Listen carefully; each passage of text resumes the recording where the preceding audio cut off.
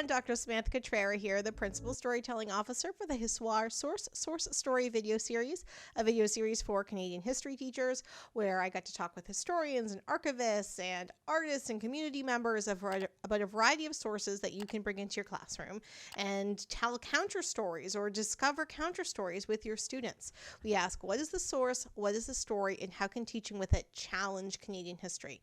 Because we don't want these stories just to go in and be part of a normal kind of conversation that you can have through a textbook. We do want this to be able to push the narrative a little bit further. And it's been so wonderful because of the diversity and variety of the sources and stories we've been able to showcase on this series, if I do say so myself, are so kind of rich for conversation. And this conversation is one of those same kind of unique sources to tell really interesting stories. So before I introduce our speaker, just a reminder that we are on all of these different social media sites. Please make sure you subscribe and like and comment. And we always love to know what you are thinking about and using in your classroom.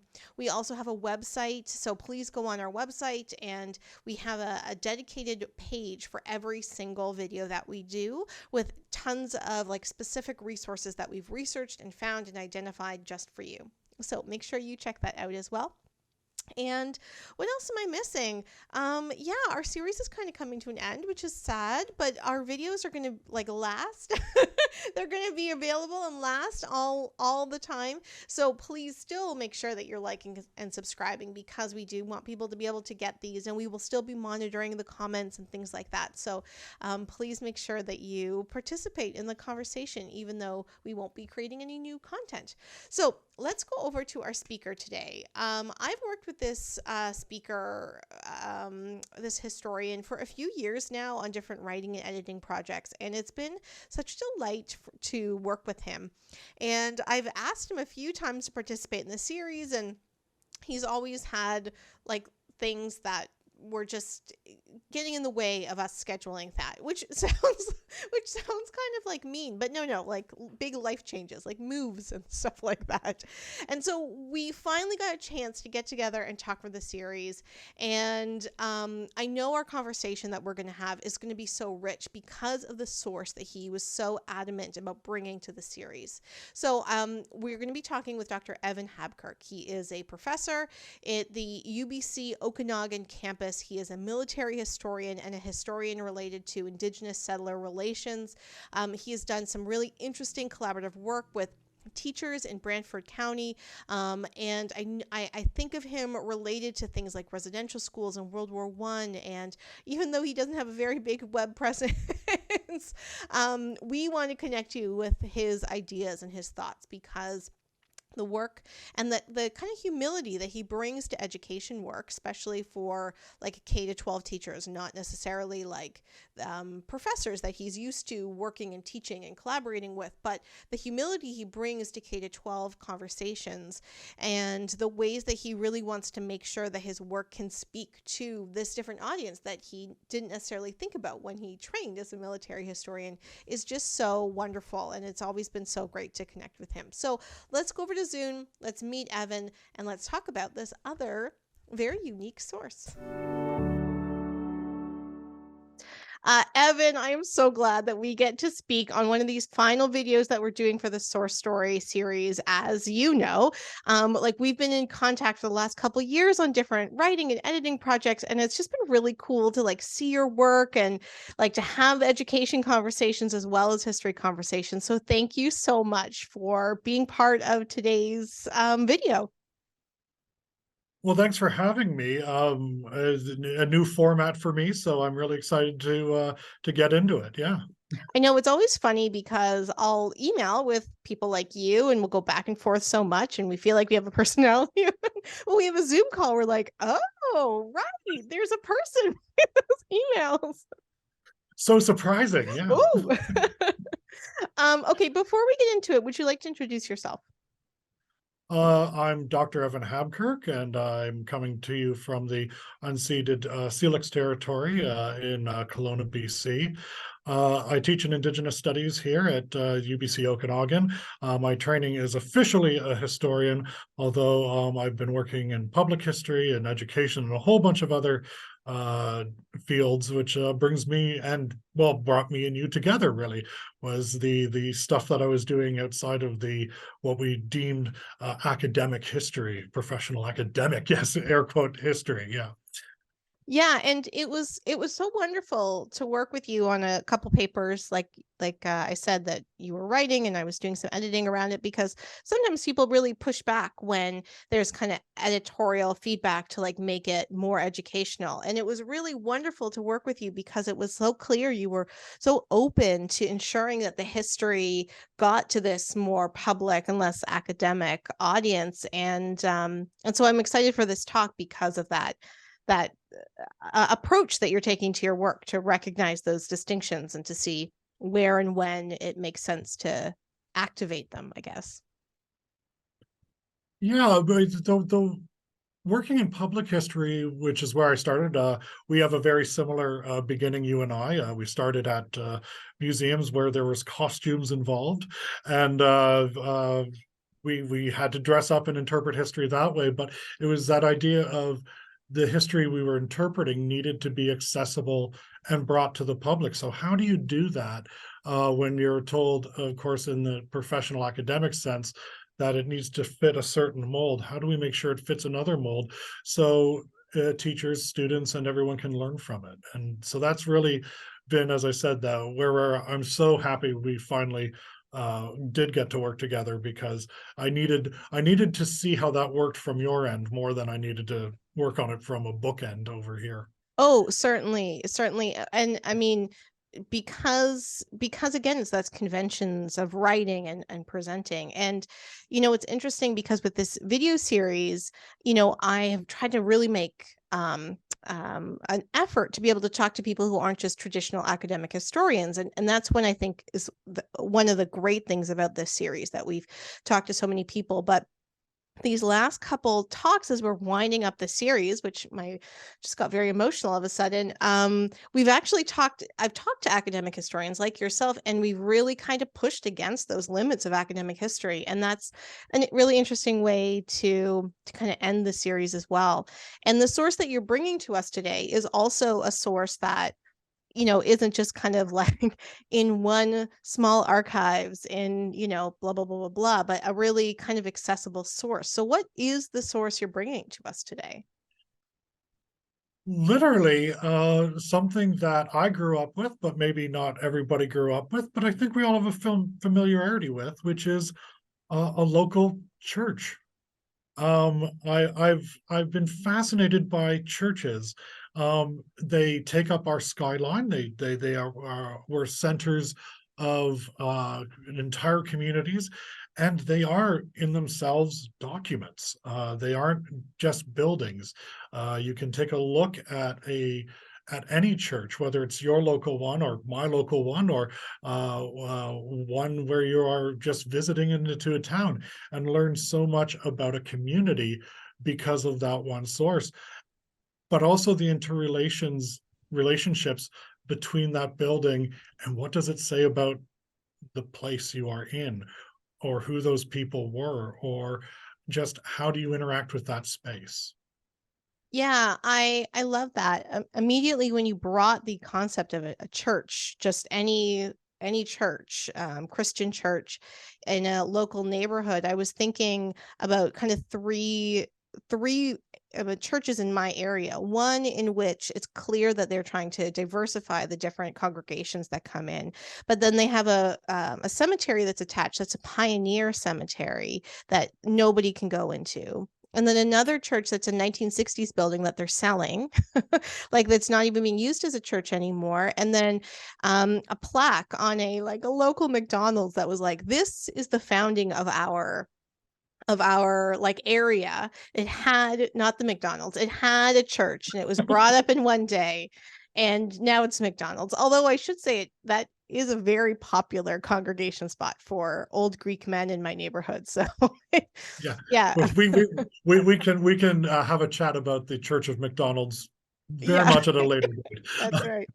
And so when you brought this source, I was like, yeah, there's so many questions that I have about these sites. And also like, because I don't understand myself as a Christian necessarily, or at all, like things that I really haven't thought to question about these as landmarks and their time and space in history.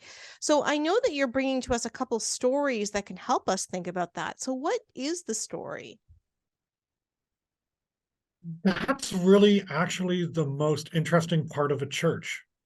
There are so many stories just because of the way they've been built or interpreted over time. Just as you said, depending on what that group was doing at the time of when they first started to what they're doing now, or to is that group even around anymore? And the church has been sold. One of the stories that we're going to talk about, I'll actually go into screen share here if you don't mind. No, let's do it. Okay. So this is a plaque that was that's in a church that no longer is the denomination, at least that it once proclaimed to be. This was a memorial plaque that we found inside relating to the First World War. And what you end up seeing with churches, as I said, a multitude of stories. There's documents inside the church as part of its building. So even though this church is no longer Anglican and it's now a Greek Orthodox church, this is part of the wall. They can't take it out. So it's always going to be there. So when we look at a church, we're actually looking at multiple stories. Who's in there now? Who was in there? What did they want to remember? It's almost a curated history of who is it and what did they want to remember in this instance. And in this instance, they wanted to remember the professor of music, who was the founder of a social organization known as the St. Luke's Parish Boy Knights Cadet Corps. But he literally was the son of the founder of this church who was killed in the First World War.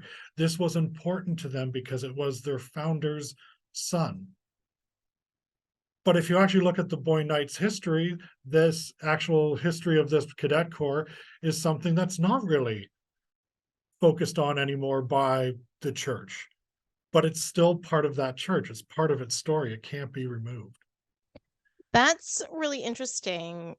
I mean, it's so interesting on a couple of levels, and I always love when girls or girl guides kind of pop up as well, and it's kind of interesting that they reference like these youth groups. Please remind me, where was this Oh, located? Like which church? And if you have any other information about like when it was built or when that was put up. so St. Luke's is found in a what then was a working class neighborhood in Brantford, Ontario. At the time, in the early 1900s, when it was founded as a satellite church because this one neighborhood was just booming in working class populations. And with that came the scourge of what do you do with that neighborhood? You have children that don't have childcare because everyone's back working at the factory. You had no spiritual guidance. At least that was what the founders of the church came up with. Was there was no founding spiritual guidance for this community. So they actually tapped the Hunt family, Alfred Hunt's father, I can't really remember his name off the top of my head, to literally make his house the church. Oh, And so it wow. literally started in his house until they bought a piece of land and established this church.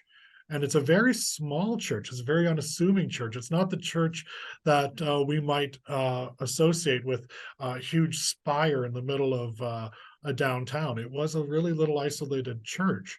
And it had an Anglican congregation that was very devoted to it right up until its closing, which was only a few years ago. One of the things that I thought of when you were saying like, oh, this was a township, and they were like, how do you get spiritual direction? To even just like think of when you're walking by in a neighborhood, if you're walking by a church that is a little bit older, to like think about literally like where it is in the geography and how, not even if, but how it would have acted as an anchor point for settlement and for around settlement or for settlement, and things like education, things like childcare, things like just a community center, the ways that that functions.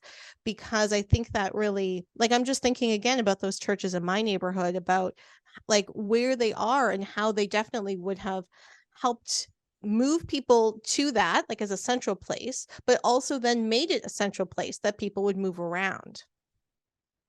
And that was very much what you find in a lot of churches, not just this one, but churches in general.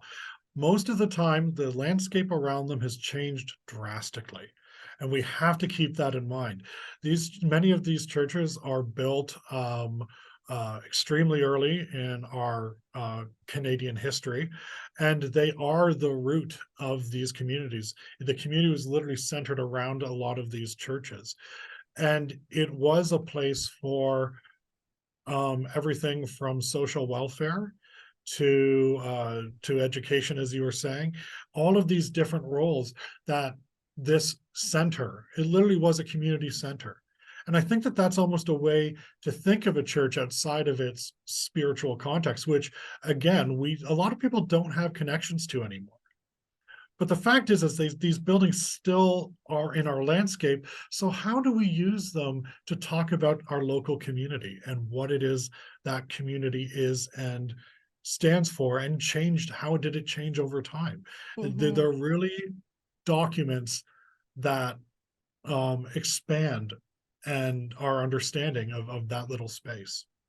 Yeah, that's so interesting to think of it as a document, but then also of its kind of expansive properties. Because, when I was thinking about these churches in my area, and I think about settlement, and I think about um, pioneer cemeteries, the pioneers of the area, like that's a particular type of narrative that they are presenting, with the words that they're using and the concepts that they're building, really aligned with colonialism. And I don't know if there's another story that you want to pull out related to that.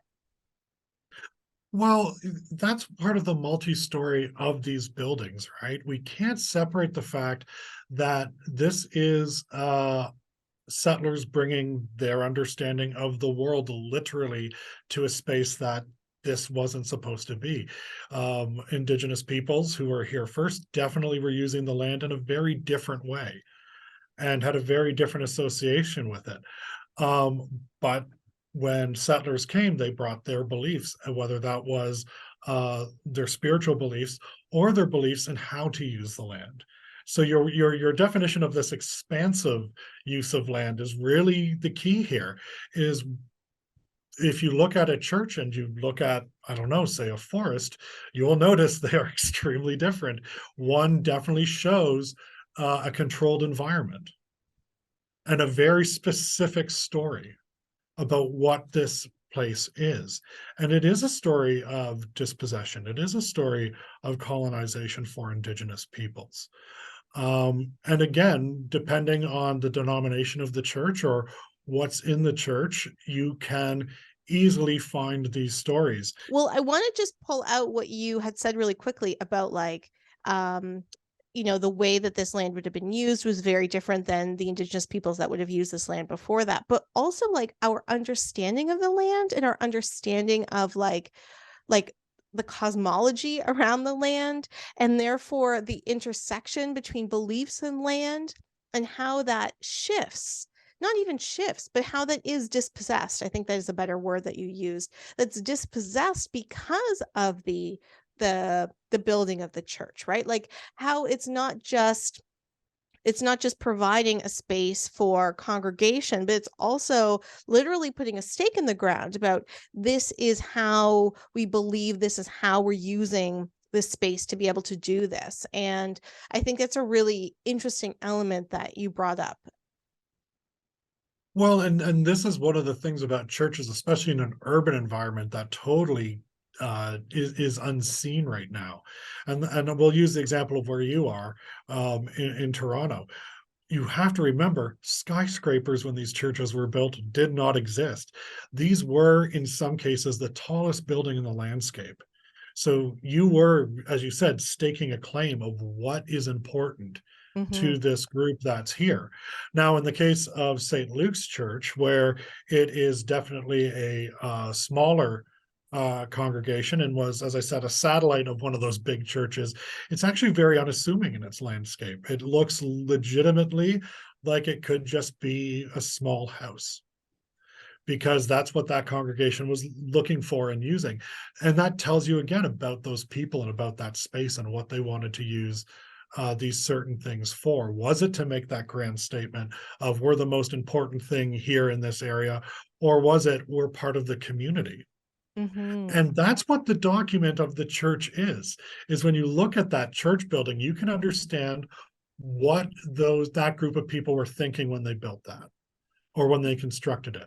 Yeah, I love that you can really think about the mark that they wanted to make in or for or to the community by the way that the building gets constructed. Yeah, that's a really cool idea, and I'm thinking about like the very first talk that we did with the Buxton Museum, and they have a couple different buildings that you can do 3D walkthroughs of, which is really cool. And Buxton was an African Canadian settlement in the 19th century, and how things like a meeting building was built and they had church functions in there, right? Like that the idea of having a multi-use space for community that used for a lot of different things, and it also had church services, like what that says versus like the big giant church down on Church Street that was the tallest building in Toronto for a very long time, where the Queen's dead, but I guess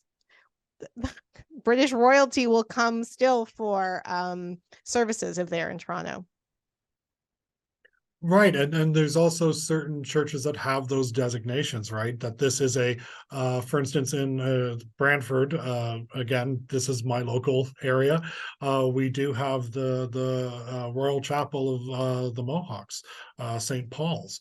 It was the first church in Upper Canada to be built when the Haudenosaunee came up to these lands after the American Revolution, and it became the center of their community. And again, this is where if there's a royal visitor in the area, they have to go. It has that designation. But that church also has shifted its function in time and was actually the church connected to the residential school. That was literally down the block. So the residential school kids every Sunday would line up in their formal clothes and march from the school to that church. And there's many pictures of these grand royal celebrations outside this church, but there's also these pictures of residential school children during their confirmations, during their baptisms, things that maybe they did not want to do, Mm-hmm. but were forced to because they were members of that system. So we can look at that church and look at the myriad of stories that are placed there. Yeah, and I mean, I think that you know, I wrote a blog post about this a few years ago about children's books in residential schools, and the illustrations situate them really within a religious context, which of course they are. But then what it does is kind of separates our understanding of how these were also operationalized by the state. Because if we just think it's church and we're like, okay, well, it wasn't my church, so they were bad, but we aren't. Like it can really put that distinguishation distinguish okay, it can really distinguish those that us versus them dynamic. But I think that this kind of like discussion of a local church as a document can really also help us think more closely about our local relationship with residential schools. Like Brantford, there is a residential school that's right there in Toronto. It's not as present in our local geography, but it perhaps could be through churches. Would you like to say more about that? That is one of the most interesting things about, as I said, that multi-narrative, but also that understanding that if you were to say take a class to a church, just the exterior, or you're invited into the interior, you have to understand that what is being presented is still a curated history Mm. by that church in general. There's another church in Brantford that is probably one of the biggest Anglican congregations. And one of my colleagues, while he was out antiquing one day, found actually this plaque here. I'm not sure how visible it is because it is very much a small plaque, but this was a plaque that was actually removed from that church. And it's actually for the Sunday school memorial for raising money for Indigenous Indian schooling. So that idea that this local church was actually fundraising and using their youth group to fundraise for what is essentially the residential school system. It's a story that was removed from the church, but is actually still part of the community narrative. This plaque has been since donated to the Woodland Cultural Center, which is the old Mohawk Institute Residential School, as part of their commemoration of how did they relate to that local community. So it's a very interesting multi-narrative that you have with a church and with those things that are there. So, okay, there's a few things I want to pull out there, which is like one, just like how cool that is as an artifact. Two, Woodland Cultural Center is a fantastic educational resource. There's so many amazing things. So the link to them are below. Please check them out. That isn't a directive for you, Evan. I know that you already have. um, but okay, a few things. One, it's like, right, of course, local churches in those denominations would have been fundraising essentially for like poor Indian children, like as a charitable cause throughout this time period. And like that piece that you found, or excuse me, that your friend found, is evidence of that. But that's a really like interesting reminder about our connections, like the web of connections that we all have to residential school because of geography, right? Things like residential schools and reconciliation can be taught using some of these things. By even taking a classroom of children to see a church and saying, this is in our neighborhood, you can start that conversation of, what does this look like for you? What does this tell you about your current place here? Even if your ancestors did not attend this church, you are still in this neighborhood, benefiting from this neighborhood because of this church being here and what it represents. It's that gateway to that conversation, and it's a way of showing that this story is yours. The fact is, we can also tell different stories when we really think critically about these buildings and this landscape as, like you said, a document. And I think that's really exciting. And so, as a way to kind of wrap up the conversation, although I think it'd be really cool to keep talking, but as a way to wrap up the conversation, our last question is like, how can we use this to challenge Canadian history?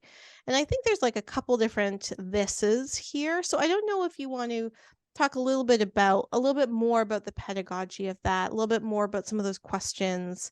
Yeah. And Betty will just take a This bath here while you're talking.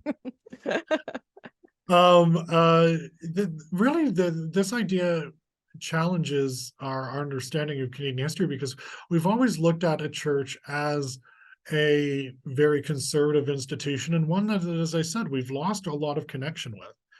And instead, we can look at these buildings as places where we can have new discussions. We can have discussions about what is a constructed history, what can we extrapolate from those constructed histories. This building is here, why is it here?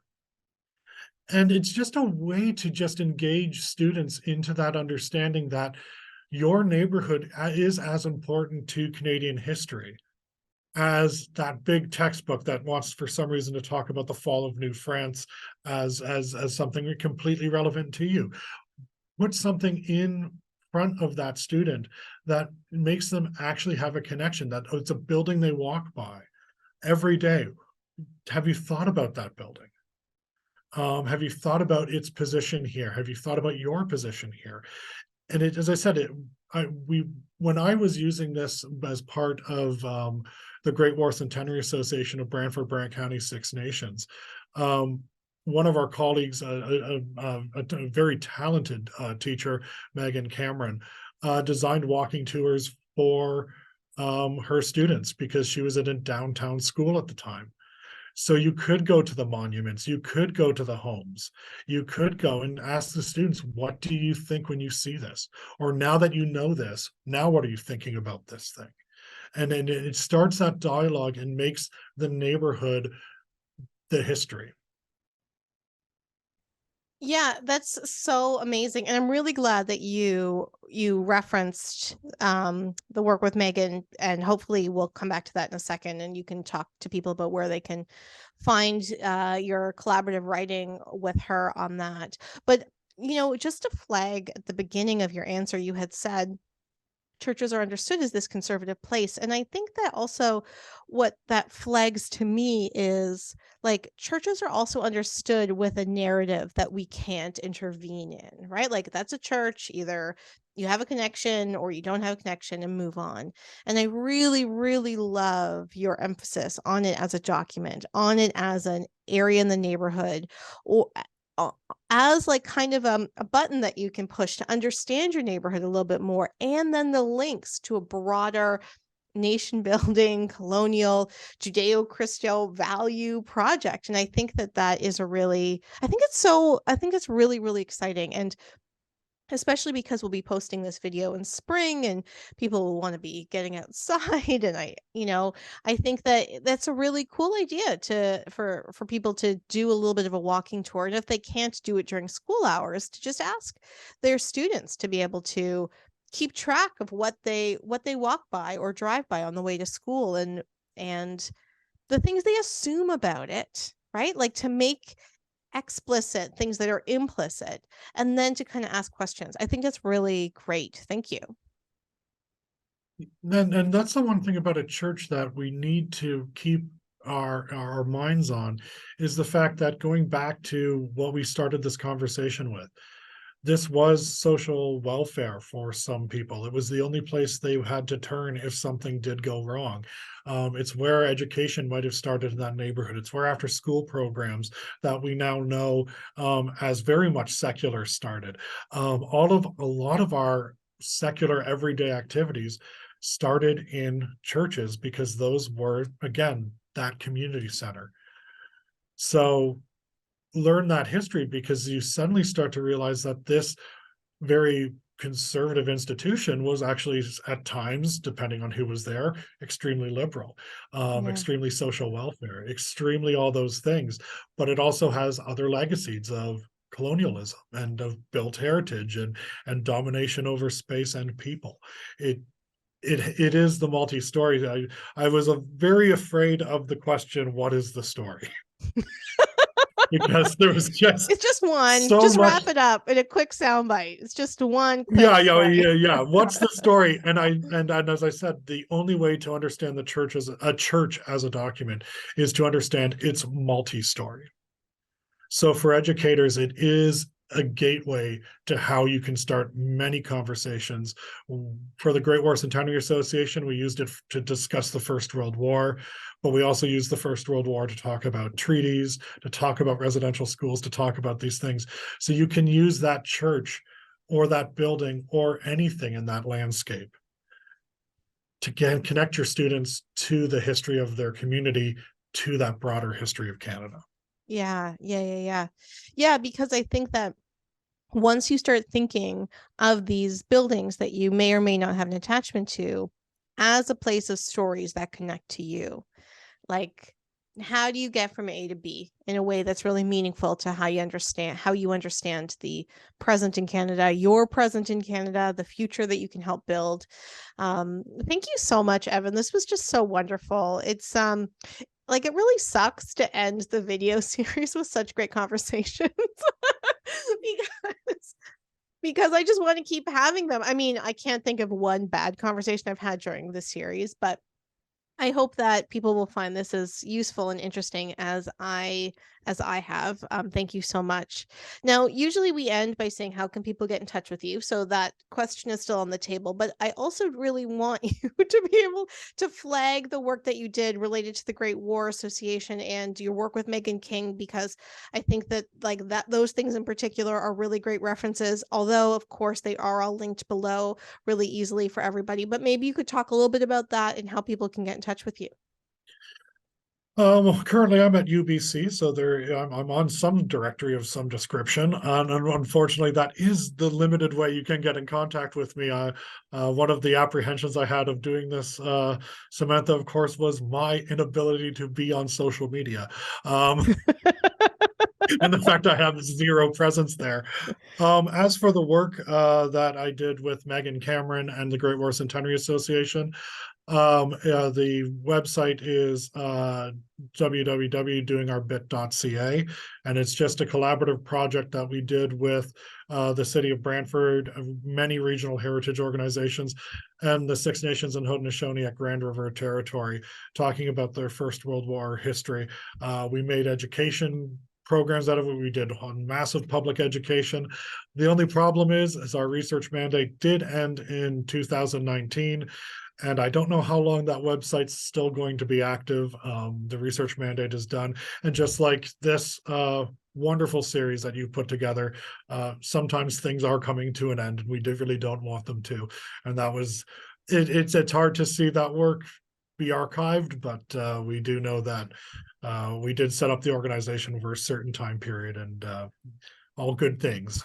All right, and of course, like that article, all those links, any sort of web presence you have, we are just going to bring all that together, and it will be on our webpage for this talk. So thank you very much. It was so wonderful to talk with you. Obviously, we'll stay in touch, and even though you don't have a web presence, we will make sure people get in touch with you if they want to. So thank you so much, Evan. Well, again, thanks for having me and thinking of me, and keeping me on your mind for this series. I do tend to get a little absent-minded in my travels, so No, you thank you for keep definitely did, reminding me because you that were you. like, "Oh, I'm moving. I'm getting married. I'm having a baby. I'm teaching." Like, oh my God, you were certainly absent-minded. It was like pulling teeth. Stuff came up. What can I say? No, no, no. I'm so glad that we were able to do this. So thank you again. All right, thank you so much. Bye. Bye.